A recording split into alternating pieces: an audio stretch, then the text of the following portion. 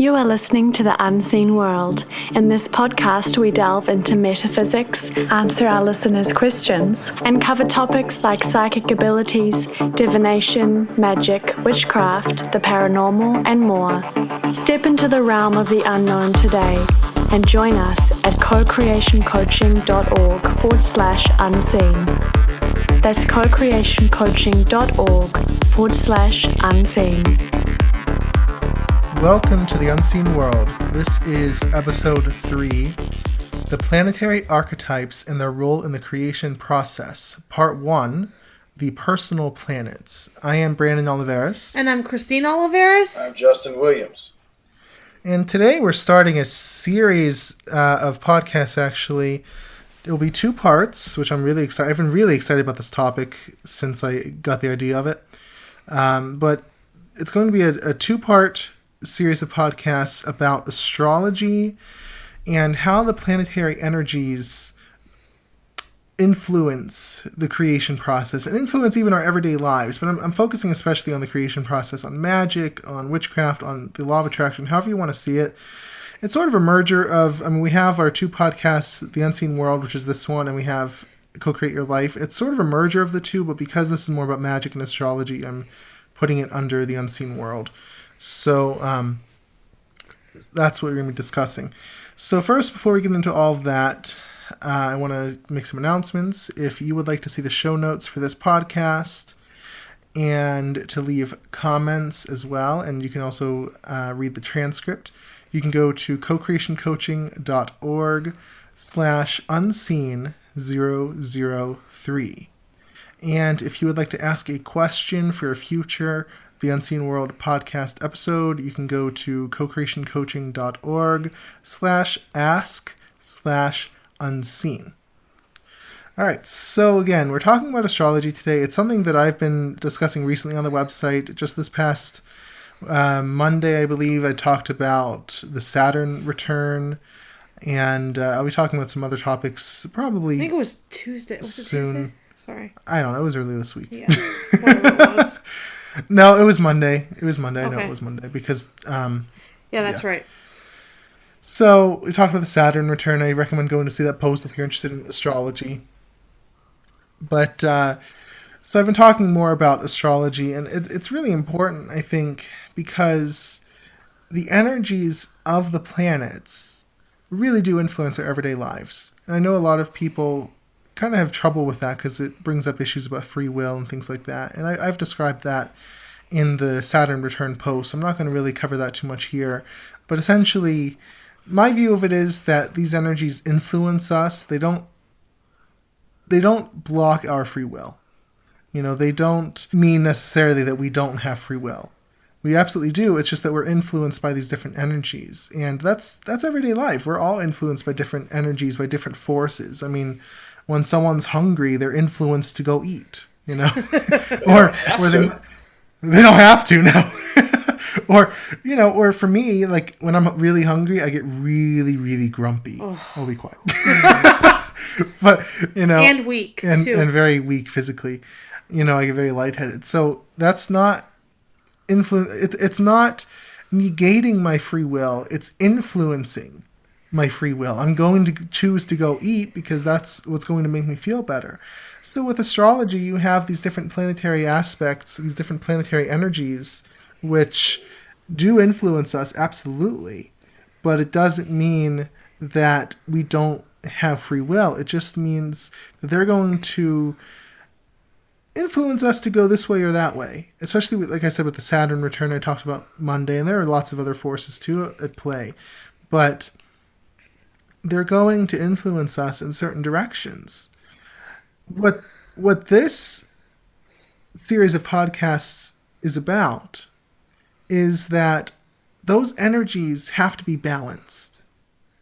Because if any one of those energies is out of balance, you have an issue. Okay, and it becomes pretty obvious.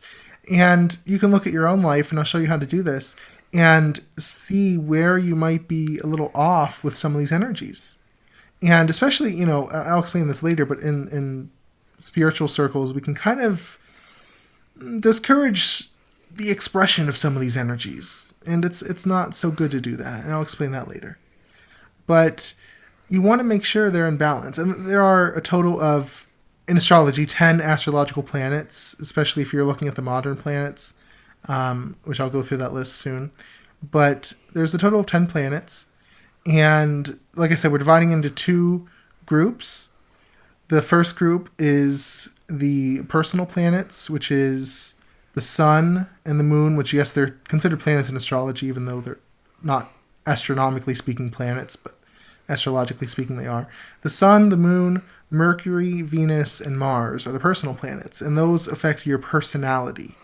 They tell you who you are as a person. Huh. Yeah, see? That's so cool. Yeah, they are. They do. Yeah, yeah. They really affect. And then you have, what we'll talk about next time, is the collective planets, which are Jupiter, Saturn, Uranus, Neptune, and Pluto. And those are called collective because they have such a slower rate of revolution around the sun that they'll stay in one sign for quite a while. You know, anywhere from Jupiter staying in one sign for a year, all the way to Pluto staying in one sign for upwards of 32 years sometimes. Wow. Depending on its rotate, you know, how fast it's going. Anywhere from 12 to 32 years. So, you know, they define generations, not just people. And that's why they're called collective. Wow, that's cool. Right. So, you know, but they also have a huge influence on other aspects of life that can really play a big part in how we're living and what kind of energies we're expressing in our own lives. Not just personally, right, but worldly too? Yes. Would you Yes. say? Oh Right, yeah. Definitely. Oh yeah, definitely. They affect everything. Imagine like the ocean tide, massive waves. I mean, they just Exactly. do. So Exactly. cool. Right. So it's all these energies interact together. They all balance each other out. And I'm going to pair a lot of these planets together. They don't all have pairs, but I'm going to pair a lot of them together and show how they counterbalance one another. And, you know, with any planet, any excess or deficiency will mean trouble, really. So is there a way to collectively check, like, you know how you can do astrological charts, you know, is there a way to know what's going to come up in the world too? Oh, definitely. You can do charts for countries. That people have done a chart for the United States. You just do the natal chart for the U.S. would be July 4th, 1776. Oh, I see. You know what I mean? The exact time that the Declaration of Independence was signed. Yeah, Wow. we are. We're Aquarius, and then our moon is Cancer, I think, and then our ascendant is Gemini. What do you mean by we are? What is exactly Aquarius? U.S. No, I mean like not the sun sign, because the sun would have been in Cancer. Was it? Maybe I got that backwards. I've read it somewhere. Maybe I got it backwards. Right? Yeah, possibly. Yeah, because I could have gotten that backwards. July 4th would have been the sun sign in Cancer. The moon could have been Aquarius or the ascendant. I don't really. Okay, that might have been it. Right. But to answer Christine's question, you can have a chart for really any world event, any world power, any country, anything, any region, That's so cool. pretty much anything. Yeah. You know, and it'll tell you what you can. can expect in the future and things like that. So it's definitely true. And that brings up another good point as well. Is that before we get started on the planets, a lot of people think astrology is just about your sun sign, and it's not. so much more than that. I want to just tell you, first of all, I can't go into detail with astrology here because I only have so much time, and I mean, I don't think you want to listen for 5 hours about astrology. Some people might. Some people might, I would. you know. I've read I'll enough sit here books. talking for 5 hours, but I don't know how many people want to listen to that. But so you have, yes, your sun sign, and the sun is a very important part of your chart, and I will talk about the sun first in a moment. But you have the ascendant, which is basically which sign was on the horizon, you know, rising in the east at your birth. You have, you know, all the houses, 12 houses. You have 10 different planets, including the sun, in different houses, in different signs, making various aspects to one another. Mm-hmm. So it's a very complex Yeah. system. So not only do you have your sun sign, but you have your moon sign, your Mercury sign, your Venus sign. I mean, you have for all 10 planets, or 7 if you are more traditional with astrology, and you have all the aspects that they make with one another, and then you have progressions, and you have solar returns, you have just the transits, all sorts of different things you can do with the chart, because just to have a sun sign, okay, that describes 1/12 of the world's population. Well, great. That's not going to really tell you too much. People say Aries are like this. I mean, Okay, well, maybe. yeah, at their base, maybe, but that's it. I used to have Right. a shirt that told all the characteristics of Aries. Right. And I used to wear it proudly, but it was like, now some of these are not true. Exactly, right, yeah. And that's why. Yeah. And it really depends on also your other aspects. Yes. And then it depends on how you decide your environment, how you grew up, how you accentuate each characteristic. Some characteristics may not even really appear, even if they're there. They could just Exactly. be dormant. They could just not be true, or they appear completely differently. But you'll have a base, and you'll go, "Oh, that's Aries," and you'll see some of it, but it will look completely different from one Exactly. Aries to the other. Yeah. Right.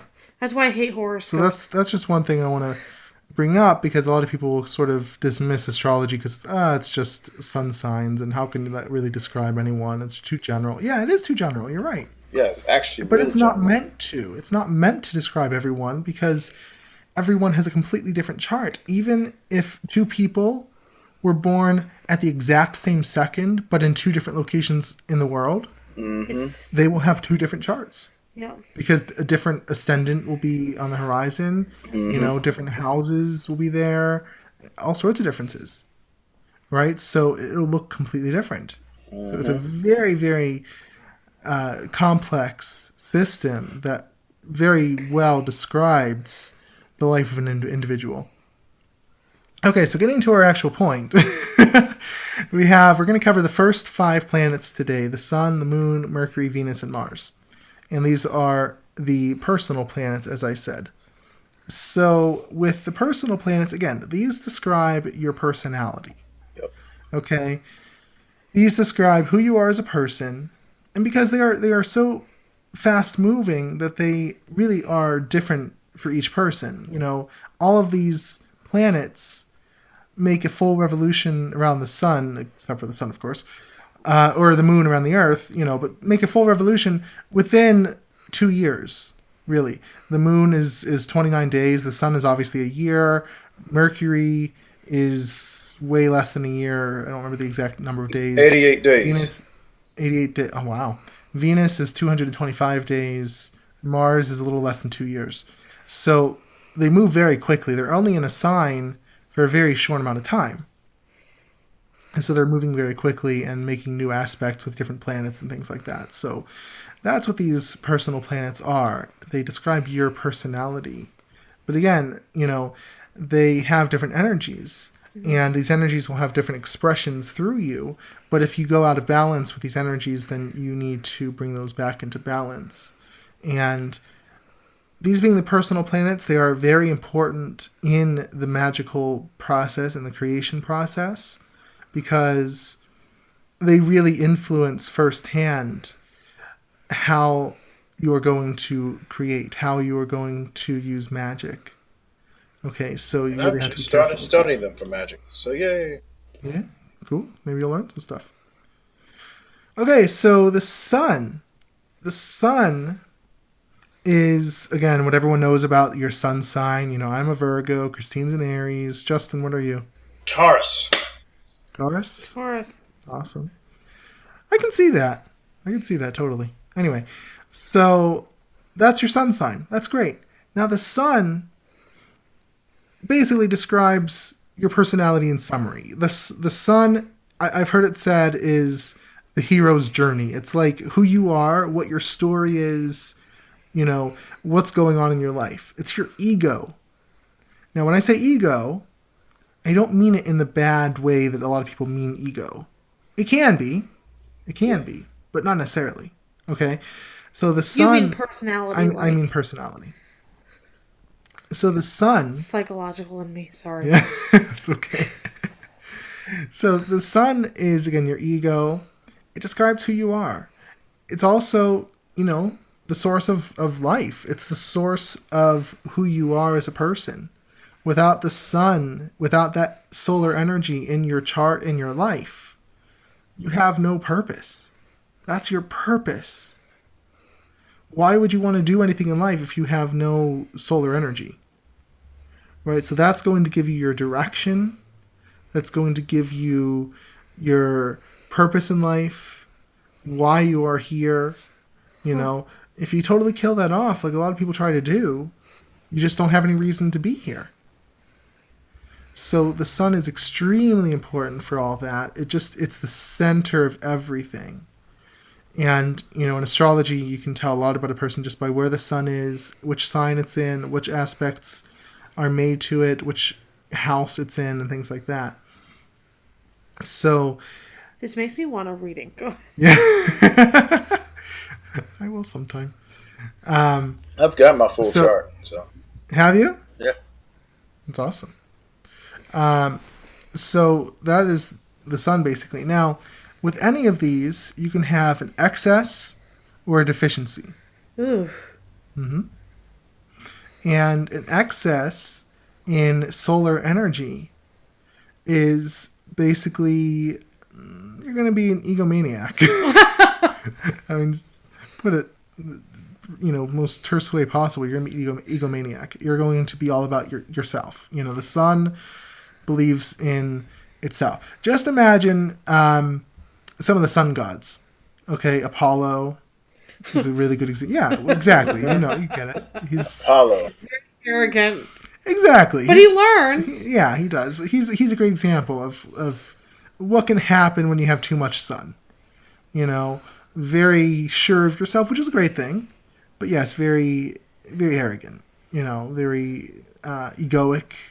He's just sort of the more... A little stupid. Yeah, well, just because of being arrogant. Right, that's what I mean. Yeah. So these are more the negative qualities that the sun can have, and which is often meant by ego when people talk about it, And you don't want that to happen. You don't want the ego to be too strong, right? But you also obviously don't want to be too weak. So the deficiencies of the sun are, if you have too little ego, again, no purpose, no drive, no direction. So it would be like depression. Yes, depression is a very common experience when you have too little solar energy. Okay. Makes sense. Right. So it's just not very good. Again, you don't have any purpose for doing what you do. So you need a balance. So why would you? Yeah, you need a balance. That's what all of these are. So that's extremely important. If you want to have more solar energy in your life, you want to focus on being more sure of yourself. And with all these, you can do magical rituals. I'm not really going to focus on them too much. They're out there. You can find them. But there are definitely magical rituals you can do to increase solar energy or increase any of these energies or decrease them if you have to. But, if you have to increase solar energy, you want to be more confident in yourself. I've gained a lot in that in the last few years, solar energy for myself.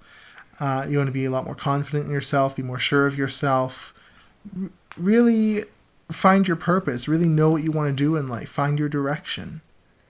And it's hard because a lot of people kind of promote, humility and passivity and all that kind of stuff. Mm-hmm. And, this is one of those things, like I said, spiritual communities can sort of go against some of this stuff because they'll encourage that kind of thing. But you really need that solar energy to have a strong ability to create and to be happy in life, because otherwise you feel aimless. So increase your confidence, increase your sureness in yourself, self-assurance, and that will do a lot to increase solar energy. Okay. What about to decrease it? To decrease it, good question. First of I all, almost forgot. first of all, if you can realize you need to decrease it, you're already on your way. Because let's face it. I was going to say, you don't need to. Well, if you can, I mean, if like I said, if you have an excess in solar energy, you're going to be arrogant. You're going to be a lot of that stuff. No, I mean, like, if you realize you need to decrease it, Right. If you realize you might not need you're to. already doing it. Now, what you want to know is how to right. decrease someone else's. That's what you want to. Man. If you have the self-awareness to say, I need to decrease a little bit decrease that Aries' Aries a little bit. Decrease his Aries. Knock out his Scorpio a little bit. Jeez. So attacking you with the chart. That's hard. If you can realize you need to decrease it, then you're already pretty good. But that's hard to do. It is hard to do. You want to realize that you're not perfect. You want to kind of put a little more trust in the universe and the gods, and not so much in yourself. You want to be able to let go. A lot of people with excess solar energy, it's very hard for them to let go. They cling on to things too much. Yep. Because they want to control everything. The sun's all about control. The ego's all about control. So you want to let go a bit more, learn how to let go, and learn how to trust a bit more. But again, you don't want to swing all the way over to totally trusting and no self-initiative. You don't want that either. So, that's a balance. Okay, so the moon is the other luminary we have. So it's also very important. The moon sign is probably another one of the most important aspects of the chart. Mine is Capricorn in my 6th house, I believe. No, mine is Leo. Leo? Oh, that's good. I feel left out. I don't know what house it's in. I gotta look at that. Mine is Leo. Do you know your ascendant? Ascendant is Sagittarius. So it's probably just to probably your ninth house, depending on the degree and how your houses fall. I gotta review houses. I'm not, and they go kind of with the signs, but I gotta look back at them. I have 71.2% fire in my chart. I can see that. But I'm an earth sign. So somebody asks me, what's your element? You know what? I don't even know. My sun sign's earth, but that 19.9% earth in my chart. I'm not sure that's my real element, but hey, it's the sun sign. Right. Yeah. I don't know. Do you know what mine is or no? I do not know what yours is off the top of my head. I'm sorry. Well, we'll just make me left out. Sorry. He'll tell me later. I'll tell you later. So, but yeah, the moon is all about your emotions. Okay, now. Oh, I don't want to know then. the moon is one of those planets that we can pair up. We're going to pair up the moon and Mercury. Ooh. Okay, and we'll describe why later. The moon is your emotions. Now, your emotions, people like to sort of make this not so balanced. People like to focus only on the positive emotions. Now, here's what happens. The moon, what does the moon do? It waxes and wanes. You have the full moon and you have the new moon. So, with emotions, you have really awesome positive emotions. You have not so awesome negative emotions. That's part of life. Your emotions will wax and wane. That's just part of what happens. And you have to realize this. You have to, get comfortable with this and make it be okay.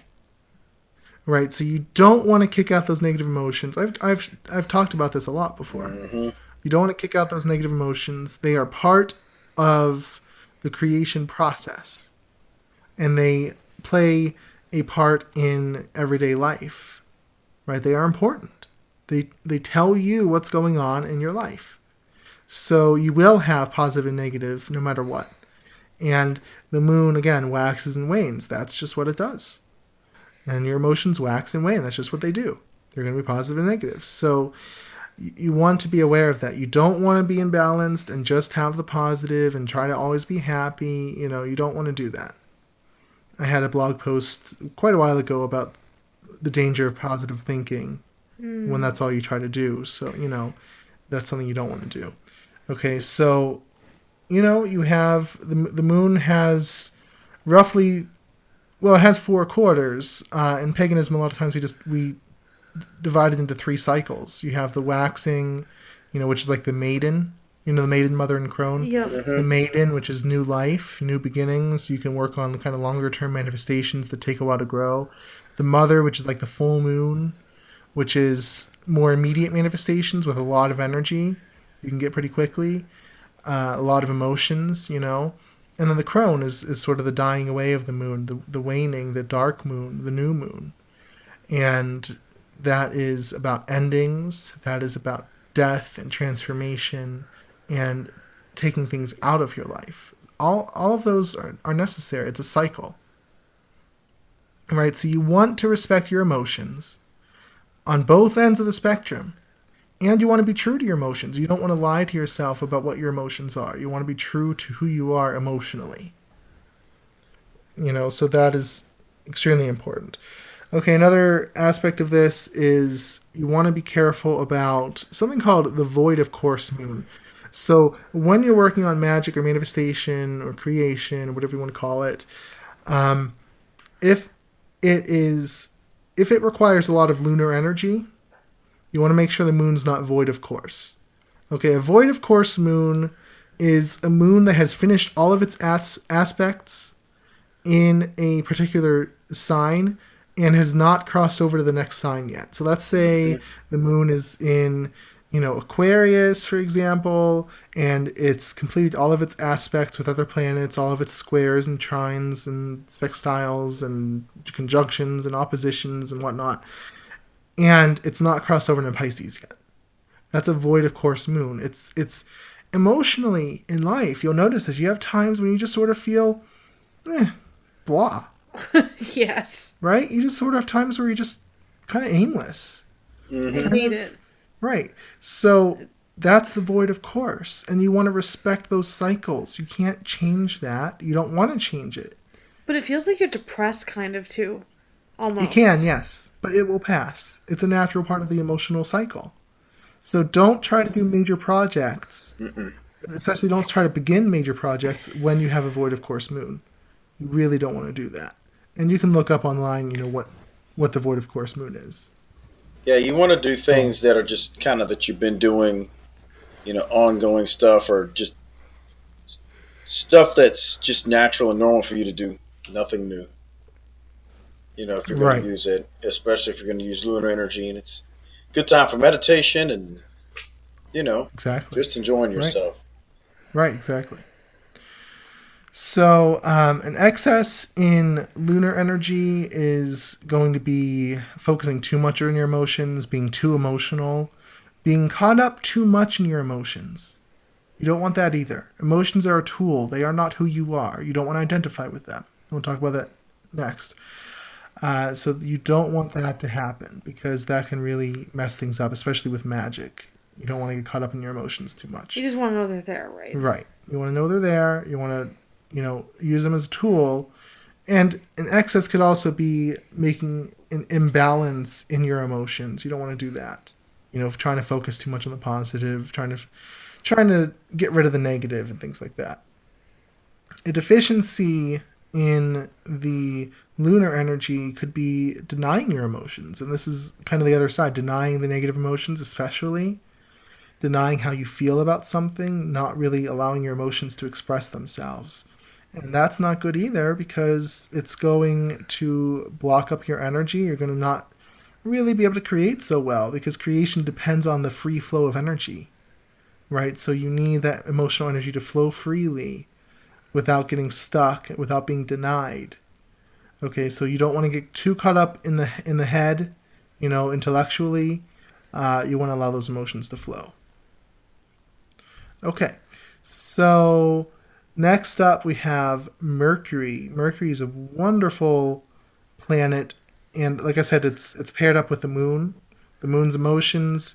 Mercury is the mind, the intellect. Mm-hmm. Okay, so emotions and intellect are paired off because they're sort of two sides of the same coin, right? And you need to have a balance between the two. You can't get too caught up in the mind, in your head, and you can't get caught up too much in the emotions either. And they play important roles, and you have to keep them balanced. So what I do want to point out is Mercury is, in the tarot, it's the magus, right? It's the magician. Mm-hmm.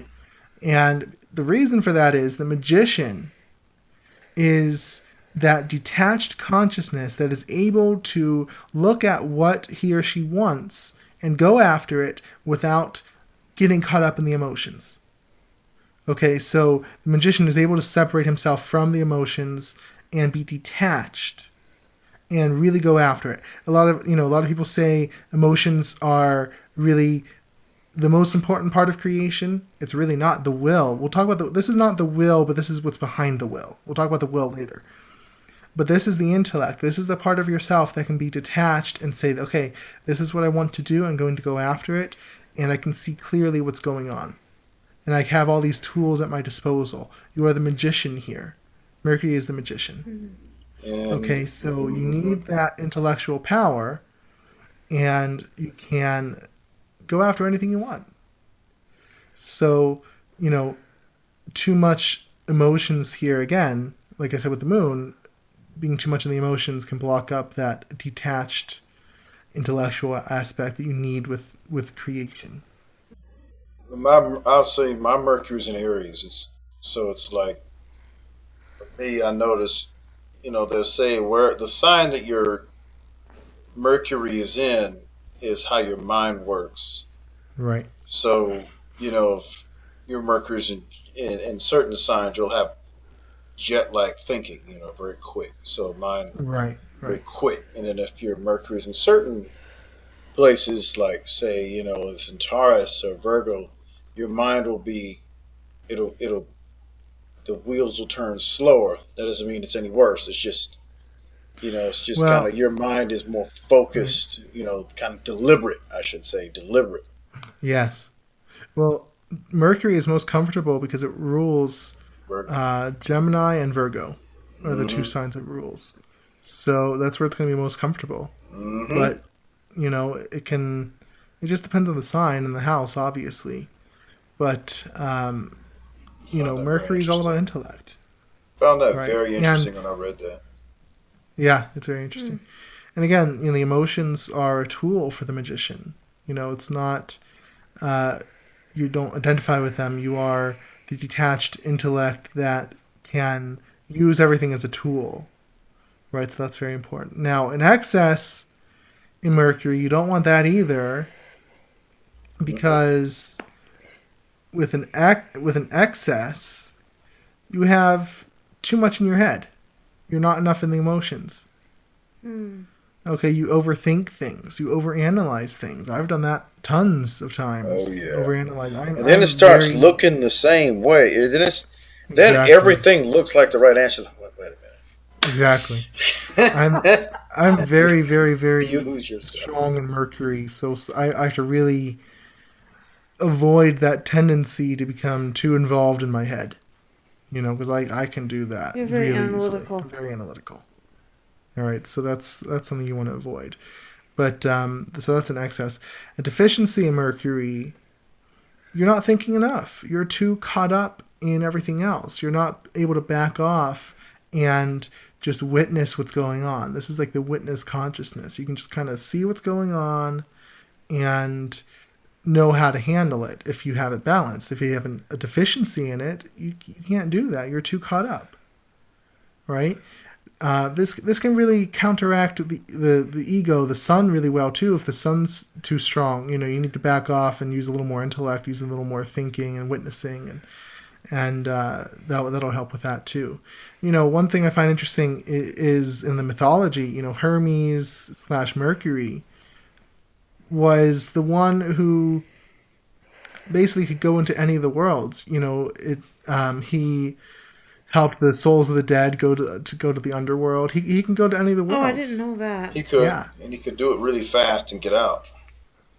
right. So this is because, to me, again, intellect, you can go anywhere and not get stuck there. You can go anywhere and not get caught up in, identification with that state and whatever comes with that.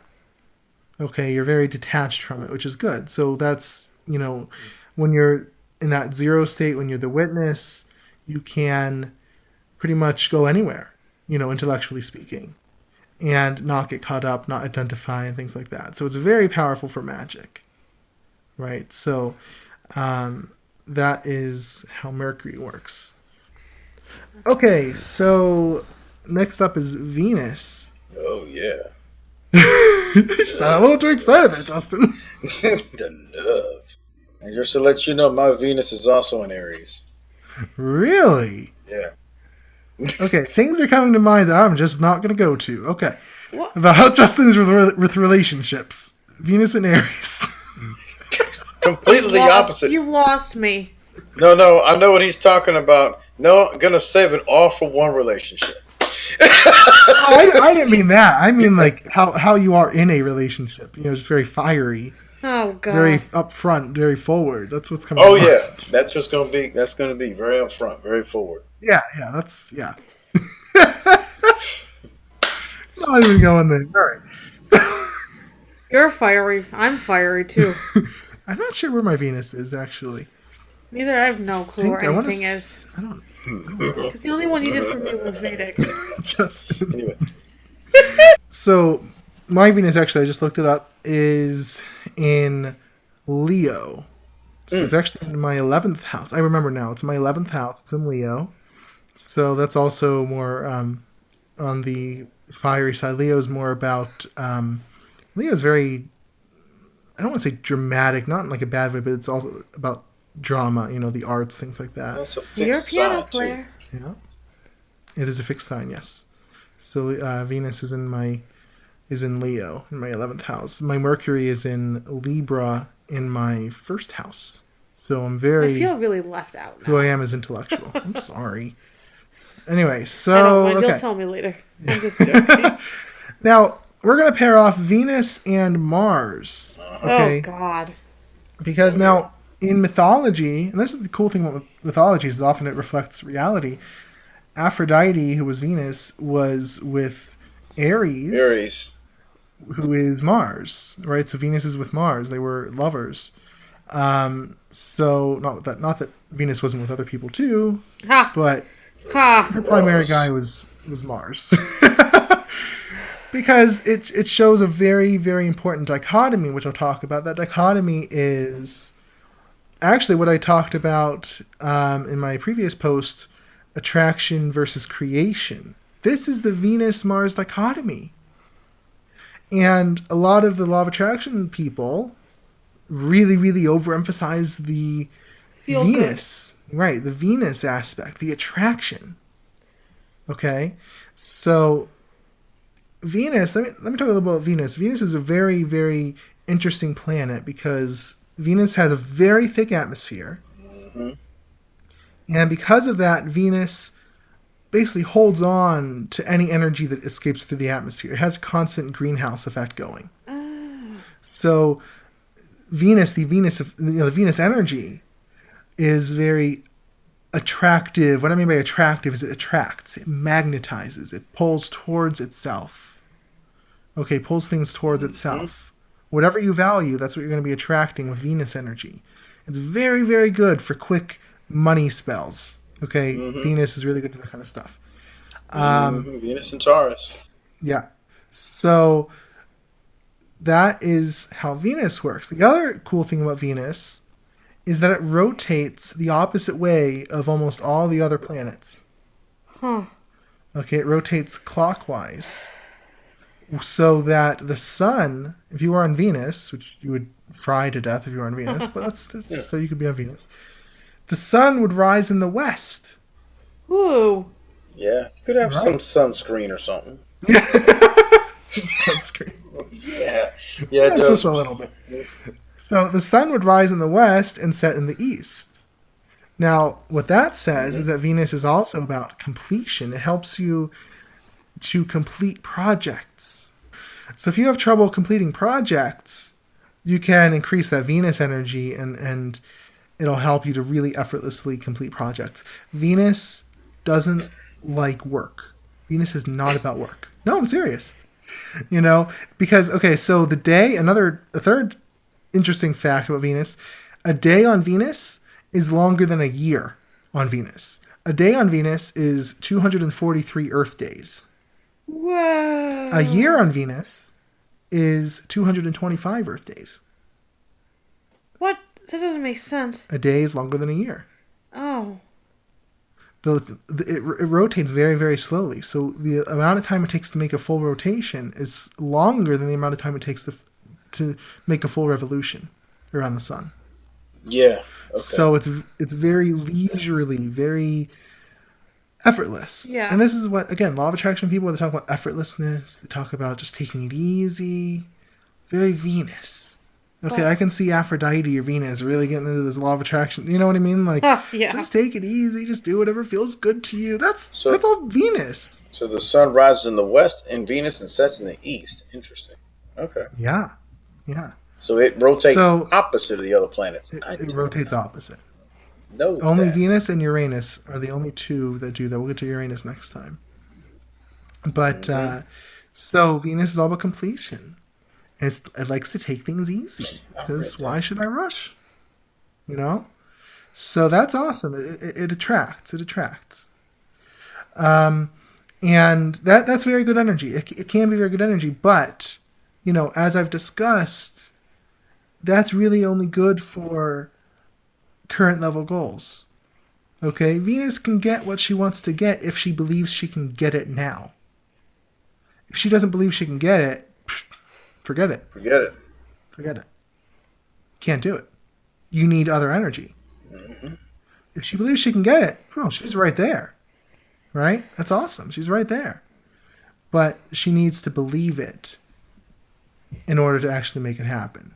And, you know, she needs to already believe it before even trying. So that's the attractive quality of Venus, which is very important to magic. Very important, yes. But not the only quality. So the final aspect about Venus is, you know, again, it's all about love. Obviously, it's, you know, the goddess of love is Venus and Aphrodite. Mm-hmm. And so because of that, it really helps. You need to really be in love with your desires and your goals in order to complete them. To hold them to completion. You know, I've talked about the aspects, the stages of the creation process before. Robert Fritz calls them germination, assimilation, and completion, and I've called them creation, debugging, and completion. That was what I called them in the art of reality creation. So in the creation process, Venus isn't so great with that, but in debugging and completion, Venus is great. You need that Venus energy. You need to really be in love with your goals and your desires. That's why they really need to have the emotional aspect. The Venus really pairs well with the moon, too, because you need to have that emotional aspect. You need to really love your goals for it to happen. So that is where Venus comes in. It helps you to finish the process. It helps you to end everything, to complete the process of creation. But it's not so great at the initiation stage. Okay, so an excess in Venus energy is going to be way too passive. It's going to be like, I'm just going to sit here and wait for it to happen. You know, I'm just going to let it come to me. Okay? And it's not going to. I'm sorry. It's not going to if you're just overly passive. Overly passive. It's not going to happen. So a deficiency, though, in Venus energy is going to be thinking that you have to put in all the work, all the action. You can't be passive at all. You can't take it easy. You have to work yourself to death, you know, and really break your way through to your goals and take the action journey and all that kind of stuff. That's another common downfall that people have. So that would be a deficiency in Venus energy. You really need to increase that and let that happen. Okay, so, but, you know, again, both of those are very common issues. But I really want to focus on the excess because a lot of law of attraction people really have an excess of Venus energy. because I'm just going to let go and feel good and just let it happen, it doesn't work so well. So you really want to make sure you don't have an excess in Venus energy. If you have a deficiency, it's going to feel like way too much work, not really fun anymore, and that's not going to be enjoyable, right? So you'll know if you have a deficiency. But if you have an excess, you really got to be aware of that and know how to take care of that. Okay. So obviously, if you're on one of those ends, you want to move more towards the other. If you have too much work involved, you want to work on being more passive. If you're way too passive, you want to apply a little more of the Martian energy we'll talk about in a second and move more towards the other end. And finally, we have Mars. Mars is very, very, very important. Now, Mars... Isn't that where Mars bars come from, guys? No. Mars gets a little bit of a bad rap because people think Mars is all about war and violence and breaking your way through things and anger and frustration. And that's poorly expressed Mars energy. That's very, it's possible. Yes, that is involved in Mars. Yes. Oh yeah, it's definitely in there. It's definitely there, but it doesn't have to be. It's poorly expressed Mars energy. And the planet is red, in case you didn't know that. Yes, I know it's red. Okay. My Mars is in Aries. Wow, you No have a way. lot of Aries, Justin. You have a lot of Aries. And that's some. Yeah, wow. You have a lot of Aries. Wow. Mine is also in Aries, actually. So that's interesting. why you're so stubborn. I am very stubborn, that's true. I am extremely stubborn. But that is, I believe, That's that Virgo Capricorn thing. Mars, I believe, is in my 7th house. So I'm even stubborn in relationships. How about that? Don't I know it? So Mars is really all about will. There's the will. Will is the key word here in Mars. Mars is about will. I want to read a quote I found in this series of articles called Planetary Magic. Ooh. Yeah. Yeah, I've got a book that's got planetary magic in there. Really? So the quote here is, Venus wants to attract and let things happen. Mars wants to go out and make things happen. That's the difference. And that is really all you need to know about Mars, but I will go on. Mars wants to go out and make it all happen. It wants to get it right now, put in the effort, put in the will, do the actions necessary, and really just make it happen. That's Mars for you. It's highly initiative. It's a hard-working man. Okay. Yeah, exactly, right. It's going to go out there and get what it wants to get. That's right. Right? So it's very similar to Venus in that way, where Venus wants to get what she wants to get too, but Mars is like, I'm going to get it by working hard. Right? So Mars knows what he wants, and he's going to go get it, and he doesn't care what he has to do to get it. Huh. Basically is how you can describe Mars. Okay? So that energy, again, is sort of discouraged by a lot of both spiritual people and law of attraction people. In the spiritual community, you have sort of, you don't want to be too willful, and you don't want to be, too choosy about where you want to go and what you want, and too much energy and too much effort and things like that. It's kind of discouraged. In the law of attraction community, it's about, again, the Venus energy. You want to be very passive. You want to let go. You just want to let it come to you. You don't want to try to make it happen, that kind of stuff. No, Mars is not about that. Mars is going to say, hey, I want it. I want it now. I'm going to make it happen. Okay? Right. That's Mars for you. That's Mars. And he's going to do it. He's going to do it. Absolutely. So, it's all about beginnings. It's about initiation. It's about starting new projects. That's the germination or creation stage. You need to really apply that will, apply that Mars energy to making it happen. Okay, so that's so important when you're working with new projects, working with new goals, new manifestations, whatever it is you're trying to create with law of attraction or magic or whatever it is. Or just plain old goals, but you need that will, you need that energy in front in order to create, in order to move things along, in order to move the energy.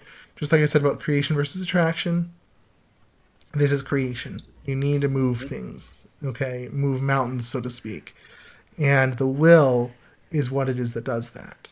The will chooses, it says, this is what I'm doing, and I'm going to do it.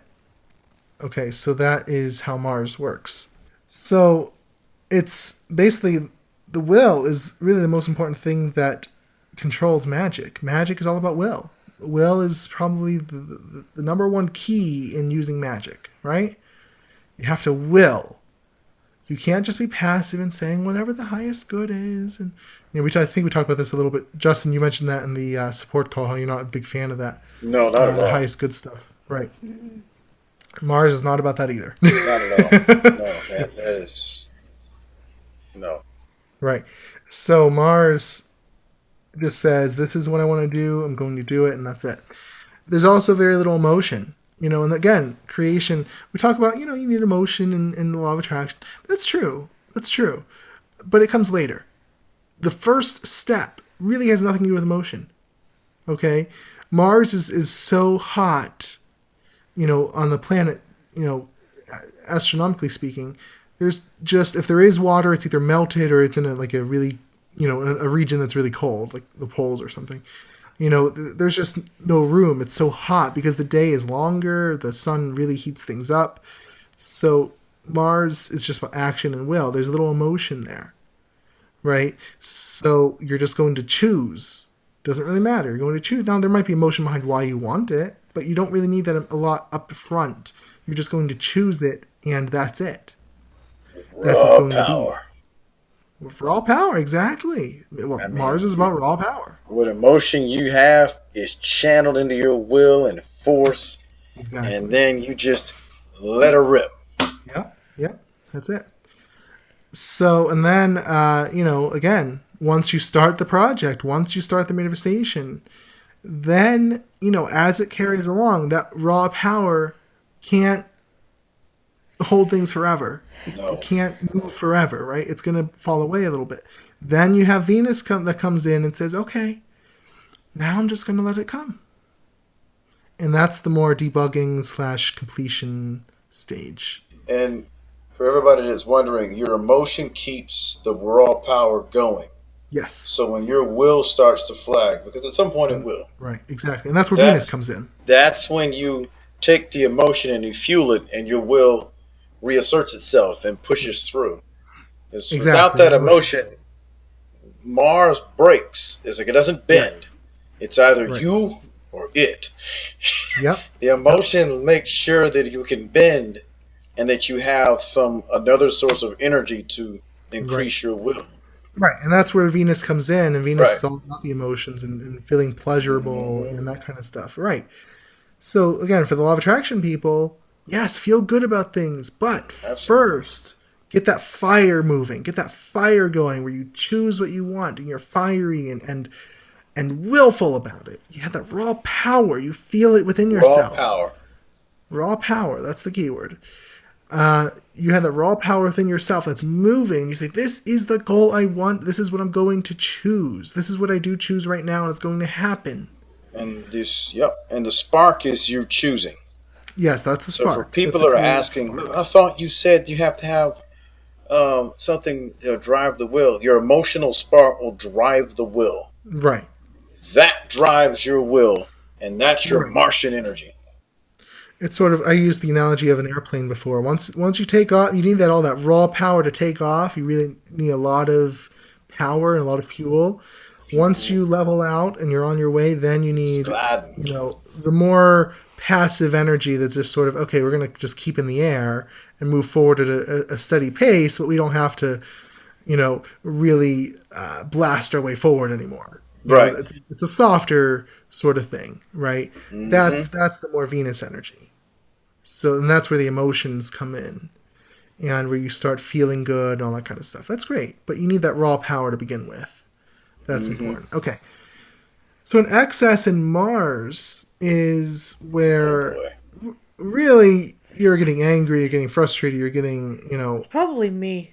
you're not channeling in a good way. You're not channeling it in a good way. Yeah. You see the obstacles and you just break through them, and you just, you violently break through the obstacle. You don't want that, right? So, and it's also not allowing the more soft energy to come. You're trying to do it all by willpower alone, and that's gonna, like Justin said, that's gonna fade away eventually. And if you try to hold on to that, you're just way too much in Mars energy. A deficiency in Mars energy is what most people have, where you're not really being, you're not choosing what you want enough. You don't have enough initiative. You're not choosing where you want to go. You're not using that will. A lot of people are so uncomfortable with this because, well, it's whatever God wants to bring me, whatever the universe wants to bring me, the highest good. No, that's not magic. That's, I don't even know. Something else. That's something not somebody told you somewhere. That's not what we're meant for. That's not what we're meant to do. So if you have a deficiency, which is much more common, you want to really charge up that raw power and just say, okay, this is what I'm doing. Okay, so again, it's a spectrum between the Venus energy and the Mars energy. You want to be kind of in the middle. Enough of the Mars energy, and then you have the Venus energy to complete things. So Mars is initiation and starting things, and Venus is completing things, bringing them to completion.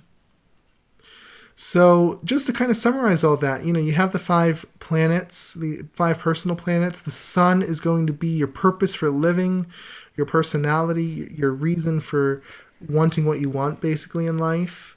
And you need that. You need that ego, but you don't want too much or too little of it. The moon's going to be your emotion. That's going to be your thing that says, this is why I want what I want.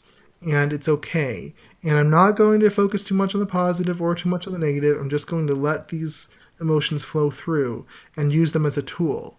And that is the Mercury, which says, okay, I am the magician, I am the magus. I can do what I want. I have these tools at my disposal. I will be detached and in the zero state, in the witnessing state. And I can use the emotions, I can use everything else to create what I want. Okay, and I can go where I want to go. You have the Venus energy that says, you know what, things are pretty good. I'm just going to let things happen and let things come to me, and they definitely will. And Venus says, I expect good things, and I'm going to get the good things. And Mars says, I want to create something totally new, and I'm going to do it because I have will. Right? I'm going to move in that direction. Those are the 5 planets. If you have any of those imbalanced, you have something wrong in your energy system, in your life, in your creative process, depending on what you're using it for. Right? And most people do. You want to focus on where you have those imbalances and work on balancing them out more. Do you have too much will, or do you have too much passivity? Do you have too much intellect, or do you have too much emotion? Do you have too much ego or not enough? Right? That's what you want to look at and try to balance things out, because it takes a balance of all of these, plus the other 5 we're going to talk about next time, to really bring things to completion and really be able to create very quickly, very effortlessly. So again, those are the 5 personal planets. Next time, we'll talk about the 5 collective planets, and those are also very important for creation and for other reasons. But I hope that gives a good introduction, at least, of how you can get started with this. It was amazing. Yeah. I loved it. Hope you learned a lot. It was a lot of fun. So again, if you want to see the show notes, read the transcript, leave comments, you can go to cocreationcoaching.org/unseen003. And I always forget to say this, so I'm going to say it now. We are on iTunes. If you want to subscribe on iTunes or rate or review us, you can head over. This address will redirect you to iTunes, cocreationcoaching.org/unseen-iTunes. That will go over to iTunes, and you can subscribe or rate or review. And that would be awesome. We appreciate that. So I hope that everyone really enjoyed this topic. I had a lot of fun. And we're excited to do the next one. We don't know if the next one will be in the next week or in 2 weeks. We have another plan for the Co-Create Your Life podcast, so it just depends when that happens. So stay tuned. It'll be on one of these weekends, and we'll come back with the other part of this series. So I hope everyone enjoyed this. Once again, I am Brandon Oliveris. And I'm Christine Oliveris. I'm Justin Williams. Anything is possible.